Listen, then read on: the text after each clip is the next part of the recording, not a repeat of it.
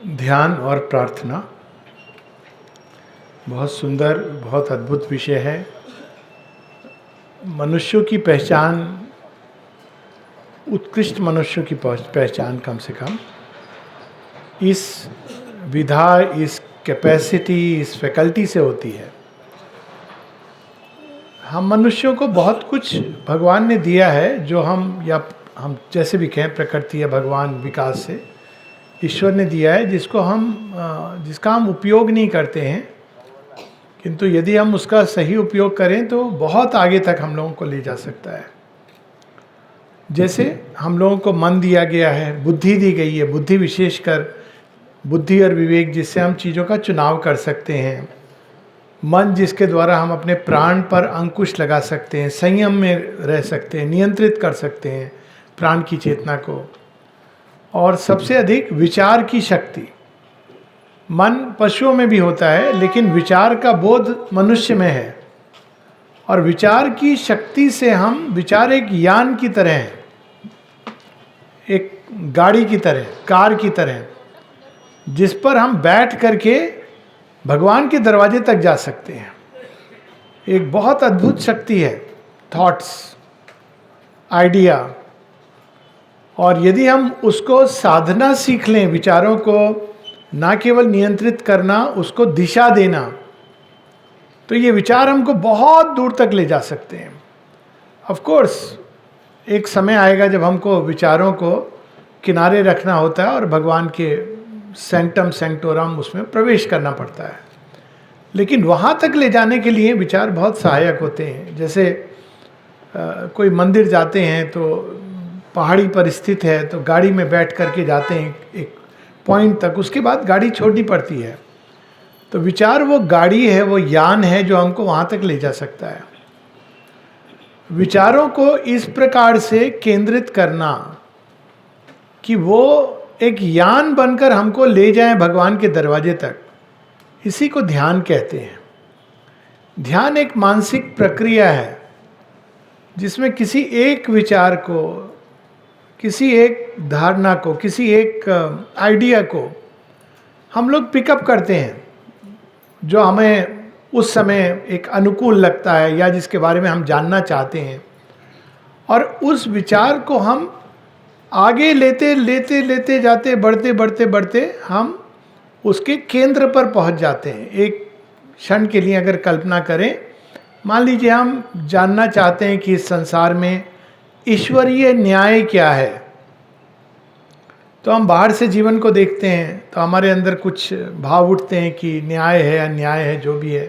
पर अगर हम इस ईश्वरीय न्याय क्या है उसके पूरे सभी एस्पेक्ट्स को देखने लगेंगे, देखते देखते देखते हम वहाँ पर पहुँच जाएंगे जहाँ हम देखेंगे कि ईश्वर की कृपा ही है, और जिसको हम न्याय कहते हैं वो भी उनकी कृपा है, जिसको हम रिवार्ड कहते हैं वो तो उनकी कृपा है, जिसको हम पनिशमेंट कहते हैं वो भी उनकी कृपा है। एक पॉइंट आता है जब ये विचार हमको वहाँ तक ले जाएगा।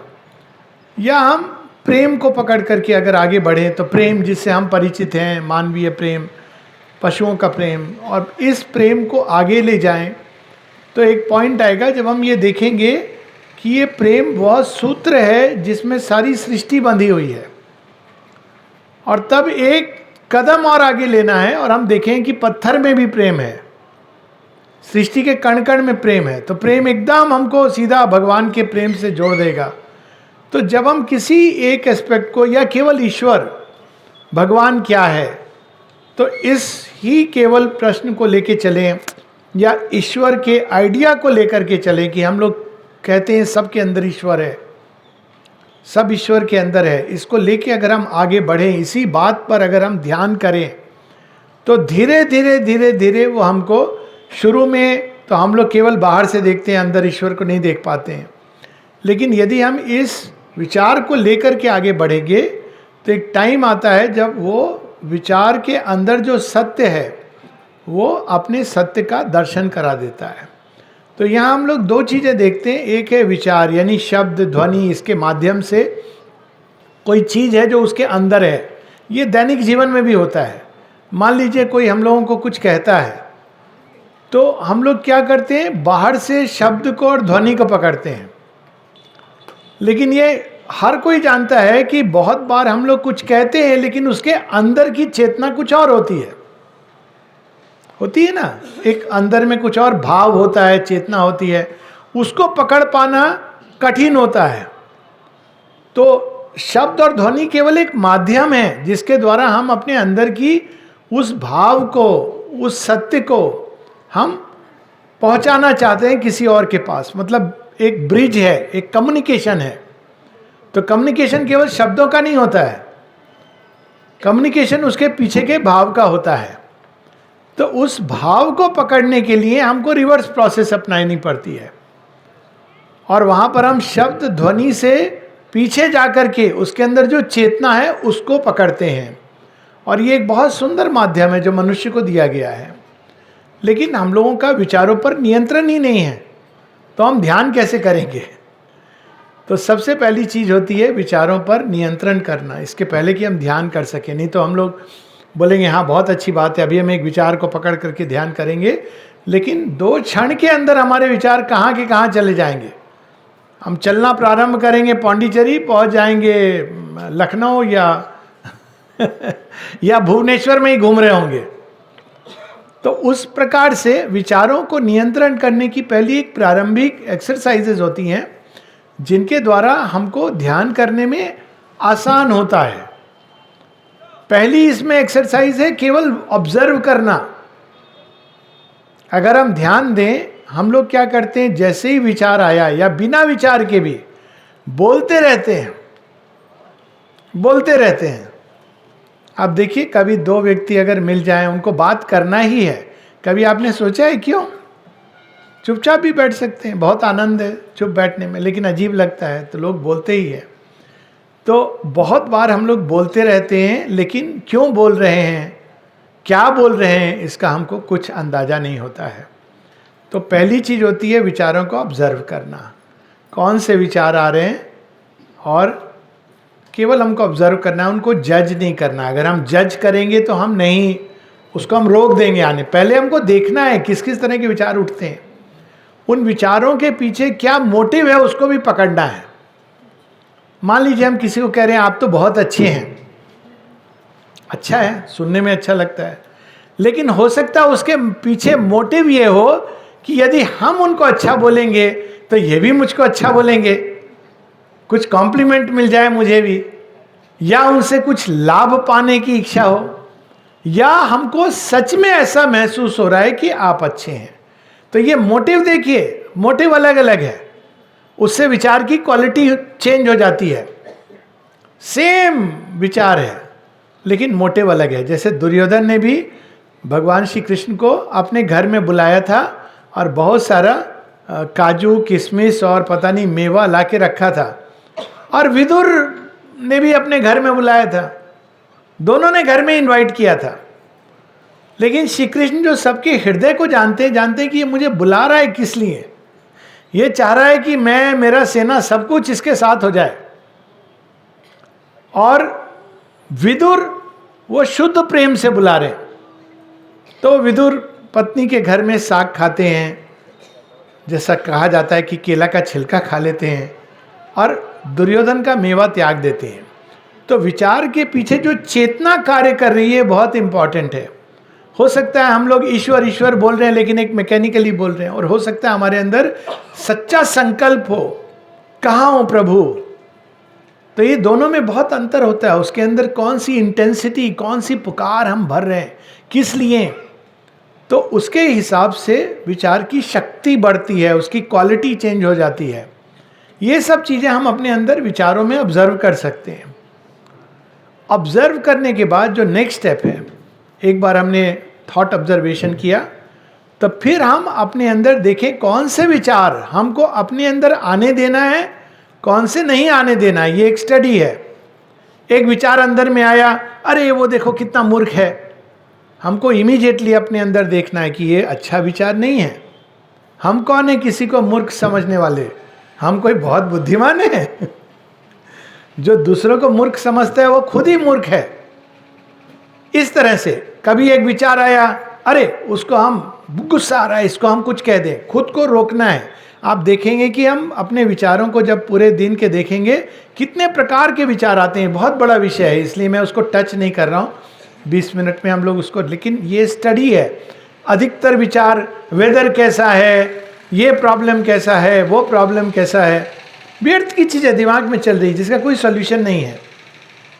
एक बार किसी ने कहा बहुत सुंदर बात, सब लोग बड़ा चिंता कर रहे हैं, किसी बात का चिंता कर रहे हैं। तो एक व्यक्ति ने कहा ऐसा करो, तुमको लगता है चिंता करने से समस्या सुलझ जाएगा, तो हम लोग सब बैठ के खाली चिंता करते हैं, पर मन है घूमता रहता है। तो ये सेकेंड कैटेगरी जहां हम देखते हैं किस किस प्रकार के विचार हैं, कैटेगरी क्या है, कौन से उचित हैं, कौन से हमारे लक्ष्य के साथ मैच करते हैं, कौन से हमारे लक्ष्य के से अलग जा रहे हैं। और तीसरी चीज उसके साथ आती है कि कौन से विचार हमको अभिव्यक्त करने, कौन से नहीं करने हैं। स्पीच कंट्रोल, स्पीच का विचार से बहुत इंपॉर्टेंट रिलेशन है। और फिर ये सब करने के बाद विचारों को दिशा देना, कंसंट्रेट करना एक दिशा में। और इस कंसंट्रेशन के लिए एक बड़ी सुंदर तैयारी है। इस मेडिटेशन के लिए कंसंट्रेशन एक अलग चीज़ है। श्रीमान श्री अरविंद की पुस्तकों को पढ़ना, जब हम उनको पढ़ते हैं तो श्री अरविंद क्या कर रहे हैं, देखिए एक विचार उठाएंगे, ह्यूमन एस्पिरेशन, दिव्य जीवन का एक चैप्टर देख लीजिए। अब वो किस किस डायरेक्शन से उसको अप्रोच करते हैं, लगता है कि कोई हमको एक दृश्य दिखा रहा है, एक माउंटेन का, लेकिन सब तरफ से दिखा रहा है। तो जब हम श्री अरविंद माता जी की पुस्तकों को पढ़ते हैं तो अपने आप हमारा माइंड, क्योंकि वो उसके साथ में चलना चाह रहा है, श्री अरविंद हाथ पकड़ के हमको कहते हैं चलो, हम लोग क्या करते हैं, आधा सेंटेंस पढ़ के बोलते हैं हम नहीं चल पाएंगे, हमको ये नहीं करना है। पढ़ने में तो कोई समस्या नहीं है ना, समझने में समस्या है, कोई बात नहीं है, पढ़िए। जब पढ़ेंगे तो माइंड ट्रेंड होता है एक दिशा में आगे बढ़ने के लिए। समझना बात की बात है, कौन समझ सकता है श्री अरविंद माता जी को, सच तो ये है लेकिन जब हम केवल उनको पढ़ते हैं तो माइंड की ट्रेनिंग होती है एक दिशा में जाने के लिए। और इस प्रकार से धीरे धीरे हमारा माइंड ट्रेंड होता है। इवन साधारण जीवन में भी लोग अक्सर बोलते हैं कि हम पढ़ाई क्यों करें, हमको तो भगवान को पाना है। पढ़ाई करनी है जिससे कि माइंड की ट्रेनिंग होगी, माइंड एक दिशा में जाने के लिए ट्रेंड होने लगता है, और तब उस ट्रेनिंग का जब हम उपयोग करते हैं भगवान की दिशा में तो काम आती है। अगर किसी की मसल डेवलप्ड ही नहीं है, वो बोलेगा नहीं हमको तो सीधा मल्ल युद्ध करना है तो हम पहुंच जाएंगे, तो पिट के आएगा। तो ट्रेनिंग करना है पहले। तो पढ़ाई से हमारी माइंड की ट्रेनिंग होती है, एक दिशा में जाने की ट्रेनिंग होती है। बहुत सुंदर। इवन साधारण जीवन में जो साधारण पढ़ाई होती है उससे भी माइंड की मसल डेवलप होती है। तो ये करते करते जब हमारी माइंड की ट्रेनिंग हो जाती है तब हम इसको दिशा देते हैं। कोई एक थॉट को ले लिया, God is love, God is beauty, God as wisdom, God as the supreme, God as the अंतर्यामी in every heart, हर एक हृदय के अंदर जो निवास करते हैं वह सब कुछ भगवान के अंदर है। इस विचार का क्या सच में गूढ़ अर्थ है, जब हम उस पर विचार करते हैं तो धीरे धीरे बहुत सी चीज़ें प्रकट होती हैं। जैसे फॉर एग्जाम्पल अगर हम इस विचार पर ध्यान करें भगवान सबके अंदर है, तो सबसे पहले क्या हमारे अंदर चेंज आएगा, हम किसी को हर्ट नहीं करेंगे। अब देखिए ये विचार में ये चीज़ इनबिल्ट है, प्रोग्रामिंग है इसके अंदर। अगर सबके अंदर भगवान है हम किसी को हार्श शब्द नहीं बोलेंगे। क्यों? क्योंकि अंत में वो चीज़ भगवान के पास जा रही है। अगर हम ये मानेंगे सबके अंदर भगवान है तो हम किसी को गिव अप नहीं करेंगे। तो ये देखिए एक विचार से हमारा जीवन कितना बदल सकता है।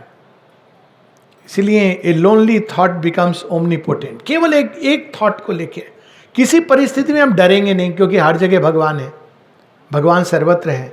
कभी चिंता नहीं करेंगे, क्यों? क्योंकि भगवान सर्वत्र है। तो धीरे धीरे धीरे धीरे भगवान अपनी सर्वव्यापकता हमको रिवील करने लगेंगे। और जब ये विचार पर हम आगे बढ़ते जाएंगे, ध्यान करेंगे, तो जहां भी हम जाएंगे वहां हमको भगवान की किसी न किसी रूप में उपस्थिति महसूस होने लगेगी।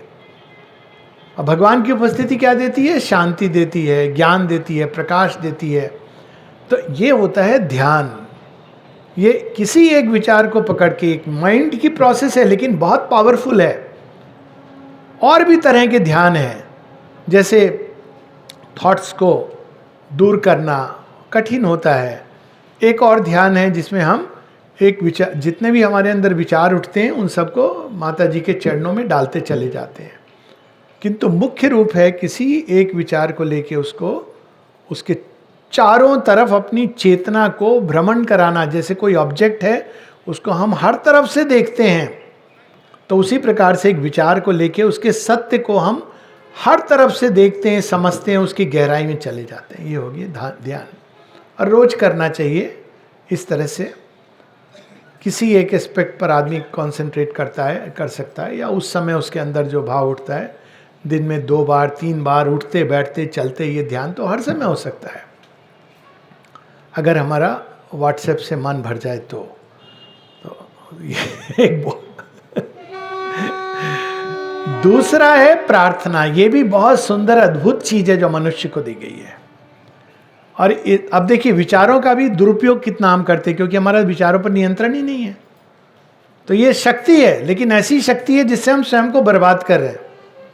हर चीज में भयभीत, हर चीज में चिंता, हर चीज में उल्टा पुल्टा सोचना। तो ये पावर जो है, जो दी गई है हमको इस विश्व में कठिनतम काम को साधने के लिए, वो हमारे मार्ग में बाधा बन जाती। क्यों? क्योंकि हमारा नियंत्रण नहीं है थॉट्स के ऊपर। उसी तरह हम सबको एक कैपेसिटी दी गई है प्रार्थना। विचार एक ध्यान एक मानसिक प्रक्रिया है, प्रार्थना एक हृदय की प्रक्रिया है, हृदय के अंदर से उठती है। प्रार्थना एक मेंटल चीज़ नहीं होती है, एक रटी रटाई चीज़ नहीं होती है। हम लोग बचपन में जैसे देखते थे ना, बहुत बार हनुमान चालीसा पढ़ते थे लोग, जय हनुमान ज्ञान गुण सागर, साथ साथ में कहते देखना थोड़ा कौन आया है दरवाजा पर, अच्छा वही हिसाब कर लेना, अच्छा ये कर लेना। ये मेंटल प्रोसेस नहीं है। प्रार्थना एक हृदय से उठने वाली एक पुकार है। हाँ, हम लोग कोई जो पुरानी प्रार्थना है, कोई एक रियलाइज्ड व्यक्ति की, जैसे हम लोगों के लिए माँ श्री अरविंद, उनकी प्रार्थना है, तो निश्चित रूप से अगर कोई पर्टिकुलर प्रार्थना हमको अपील करती है तो हम उसको अपने साथ में जोड़ के आत्मसात कर सकते हैं। कोई एक प्रार्थना जैसे thou who are the life of our life, अद्भुत प्रार्थना है। और यदि हम उस पर केवल इतना आधी प्रार्थना, इस पर अगर हम हृदय के अंदर से, हमारे अंदर से भी उठे, भगवान को हम कहें मेरे जीवन के तुम जीवन हो, मेरे प्राण के तुम प्राण हो। देखिए कभी डर लगेगा, क्योंकि आपको पता है मेरे जीवन का जो जीवन है स्रोत, वो साक्षात जगत जननी माँ है।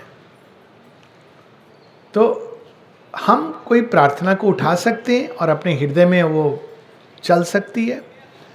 सावित्री की कोई एक लाइन हो सकती है जिस पर हम ध्यान भी कर सकते हैं। प्रार्थना के रूप में भी बड़ी सुंदर सुंदर प्रार्थना है सावित्री के अंदर, लेकिन उसको हृदय के भाव से जुड़ना जरूरी है।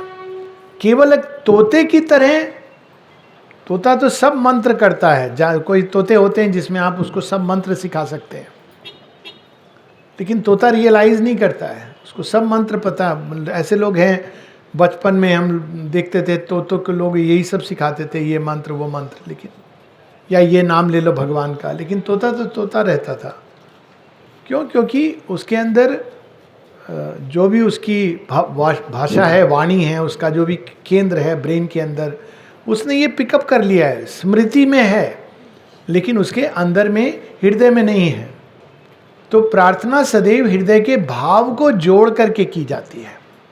ध्यान में आवश्यक नहीं है कि हम भाव को जोड़ें, ध्यान एक प्योरली मेंटल प्रोसेस हो सकती है, लेकिन प्रार्थना हृदय के भाव को जोड़ करके की जाती है। और अगर हम हृदय के भाव को जब जोड़ के प्रार्थना करते हैं तो a prayer A master act a king idea, वहाँ उस प्रार्थना की बात है, वो बड़ी पावरफुल होती है। एक कहानी है, एक ऋषि और उनके पुत्र की। ऋषि ध्यान में थे, तो कोई व्यक्ति आए और प्रतीक्षा कर रहे थे, तो ऋषि तो ध्यान में है, तो उन्होंने जल्दीबाजी में थे, तो उन्होंने, पुत्र ने कहा आपको क्या, क्यों आए हैं इनके पास, क्या पूछने के लिए? तो कहते मैं तो मुक्ति का मार्ग खोजने आया था, लेकिन मुझे बहुत जल्दी है, मैं रुक नहीं पाऊंगा। तो पुत्र ने कहा बहुत सरल है, आप रोज 3 बार राम का नाम ले लीजिए। बोले अच्छा, चले गए खुश होके। जब उनके पिताजी निकले ध्यान से, तो पुत्र ने बताया कि मैंने ऐसे से कहा मूर्ख, तूने, मुझे तो लगता है तूने सब सीख लिया है। फिर पिताजी क्या बोलना था? अरे राम का नाम तो एक बार लेने से काफी है। लेकिन कंडीशंस अप्लाई।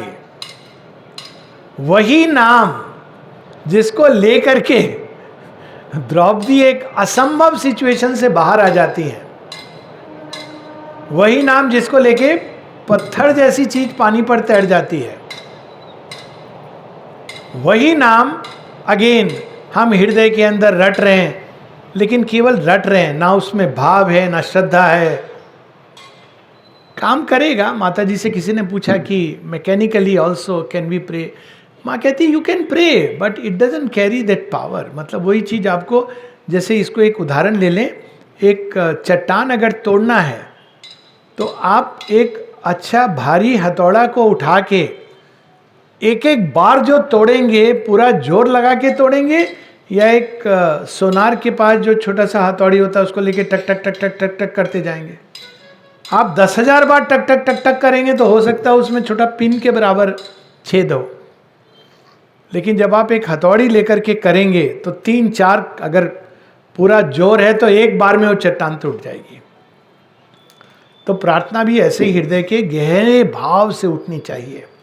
जब हम कहें मां, तो हमारे सामने बाकी सब विस्मृत हो जाना चाहिए। यह होता है नाम का प्रभाव हृदय के अंदर से। बहुत तरह की प्रार्थनाएं होती हैं। माँ बताती है एक प्रार्थना जो बड़ी सुंदर होती है, कृतज्ञता की प्रार्थना। रोज सुबह उठ के ग्रैटिट्यूड, किस लिए? एक दिन और मिल गया, बोनस। आज जो कल नहीं कर पाया आज कर लूंगा। कल मुझे गुस्से पर, क्रोध पर नियंत्रण नहीं था, आज हो सकता है। कल मेरी भाषा अभद्र हो गई थी, आज मैं संयम रखूंगा। कल मैं ग्रीड में खा रहा था, आज मेरे पास अवसर मिला है फिर से। देखिए कृतज्ञता, रोज सुबह एक अवसर मिलता है हम लोगों को, कितनी सुंदर बात है। कृतज्ञता कि भगवान हैं, इसका मुझे श्रद्धा हो गई। कृतज्ञता क्योंकि मुझे एक लक्ष्य और पथ मिल गया। कृतज्ञता कि आज सुबह उठा हूं, मेरा शरीर मन प्राण ठीक ठाक है। कितने कारण से कृतज्ञता, और कुछ नहीं, सूरज उगा है। आज तो एक्चुअली हम लोग कृतज्ञ हो सकते हैं। कल मैं बिना स्वेटर के आया तो भाई बोल रहे थे, बोले कि बहुत बारिश है, ठंडी में। बोला हो सकता है कल सूरज उग जाए। वैसे हर चीज का सलूशन होता है। एक कुर्ते के नीचे दूसरा कुर्ता पहन लीजिए और कोई किसी की जरूरत नहीं है। मतलब उस पर नहीं तो विचार जाता, अरे क्या करेंगे, ठंडी हो गई, ये होना चाहिए। कुछ नहीं, सिंपल सॉल्यूशन होता है। उसमें क्यों दिमाग को अननेसेसरली लगाना। कृतज्ञता, कितने सुंदर फूल खिले, इससे आपको लोग बोलेंगे हमको क्या फायदा। नहीं, देखिए कितना फ्रीली सौंदर्य को अपने पूरे, इतना अद्भुत लग रहा है। इसको देख के अंदर में जॉय आ रहा है। आ रही कि नहीं आ रही है? ओ कहाँ है बबली भाई, उसका तो कोई पैसा नहीं लग रहा है, फ्री ऑफ कॉस्ट, चार्ज मत लगा, फ्री ऑफ कॉस्ट। अब देखिए ये कितनी दिन में 10,000 चीजों के लिए हम कृतज्ञ हो सकते हैं, लेकिन हम क्या करते हैं, वो एक चीज ढूंढते हैं जिसके लिए हम कंप्लेन कर सकें। आज हमारा घुटना में बहुत दर्द है, अरे भाई बहुत दिन से हो रहा था, आज नहीं तो कल होगा।